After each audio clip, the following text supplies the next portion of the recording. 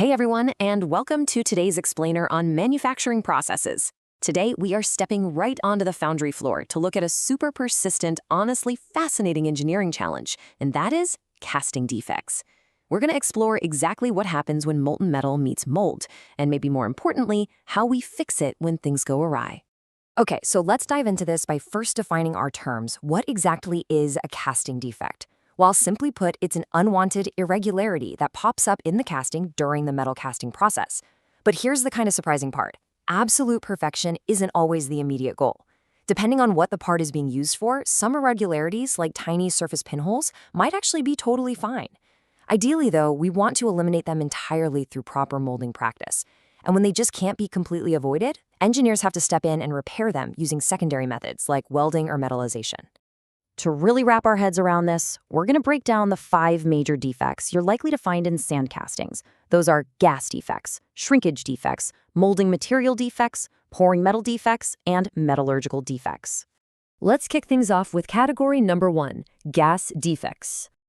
Managing gases is actually one of the absolute biggest struggles in casting. We're looking at things like blowholes, open holes, and pinholes, which are essentially just voids left behind in the solid metal. But why do they happen? Mostly, it's caused by gas getting trapped in the molten metal or by gases that actively evolve from the mold itself while the metal is being poured. And this usually boils down to a few culprit factors. Maybe the mold has poor venting, so it can't pass the gas. Maybe the molding sand itself has low permeability, or sometimes it's just an improper casting design that doesn't give those escaping gases a clear way out. Moving right along to number 2, shrinkage defects. The primary villain in this category is the shrinkage cavity. And honestly, this just comes down to basic thermodynamics. As molten metal transitions from a liquid to a solid state, and as it cools all the way down to room temperature, it inevitably shrinks. It contracts. So to remedy this, foundries rely on these carefully calculated features called risers.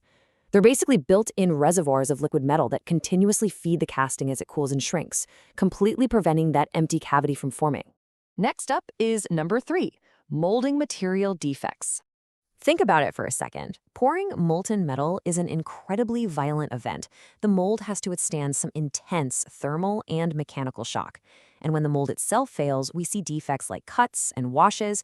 This happens when the rushing, turbulent metal physically erodes the sand mold away. We also see something called fusion, where the sand grains literally melt and fuse with the surface of the casting, creating this rough, glassy finish.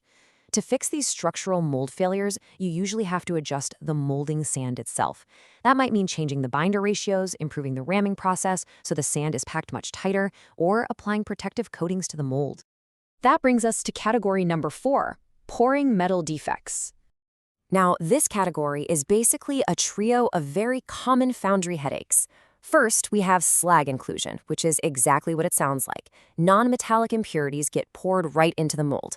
Next are misruns, where the metal actually freezes and solidifies before it can completely fill the mold cavity. And finally, we have the cold shut. This is a particularly deceptive defect, and we're going to examine it in much greater detail right now. Let's look at this schematic here. Notice how the molten metal is flowing around an internal core.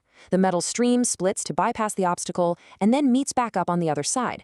But because it has cooled down way too much during that journey around the core, the two streams actually fail to fuse completely when they meet again.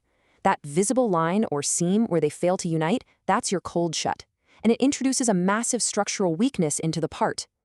So why do cold shuts happen? Well, they're primarily caused by the molten metal temperature being too low or from a pouring process that is just too slow and intermittent. You could also be dealing with an improper alloy composition or even a damaged pattern. The remedies for a foundry are actually direct responses to those causes. You absolutely must ensure smooth, continuous pouring. You've got to transport the mold properly to avoid any delays, and above all, you have to hit that appropriate pouring temperature so the metal stays fluid enough to fuse back together perfectly. And finally, we've reached number 5, metallurgical defects. Unlike pouring or mold defects, metallurgical defects are actually dictated by the inherent physical properties of the casting products themselves as they solidify. The 2 primary types we deal with in this category are hot spots and the incredibly destructive hot tears, which you might also hear referred to as hot cracking. The physics driving a hot tear are actually pretty wild. Believe it or not, when metal is extremely hot, it's quite weak. As the molten metal begins to cool down and solidify inside that rigid sand mold, it wants to shrink.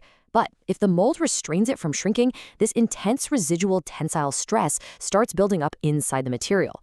Because the metal is still hot and therefore still weak, it literally succumbs to that pulling force, causing the entire casting to physically fail and crack apart. Check out this cross-section of an I-beam casting. Notice exactly where those jagged cracks, the hot tears, are located. They are propagating right at the internal corners. As the entire I-beam cools down and tries to shrink inward toward its center, those internal corners act as massive stress concentrators. The rigid sand mold refuses to give. The weak hot metal pulls apart and boom, a hot tear forms right at the joint. Comparing these two shapes really drives the point home.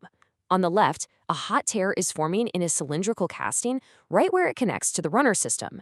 On the right, we're looking at a classic H-shaped casting with a tear forming at the inner junction, which is very similar to our I-beam example. Regardless of the specific shape, whether it's near a core runner or in a structural H shape, the fundamental physical mechanics of the hot tear are exactly the same. The metal shrinks, the mold resists, and the hot, weak metal cracks under the tensile stress. Okay, so how do we actually solve this? Well, the root cause here is rapid, localized cooling compared to the surrounding material. It's that uneven cooling that creates all that destructive stress.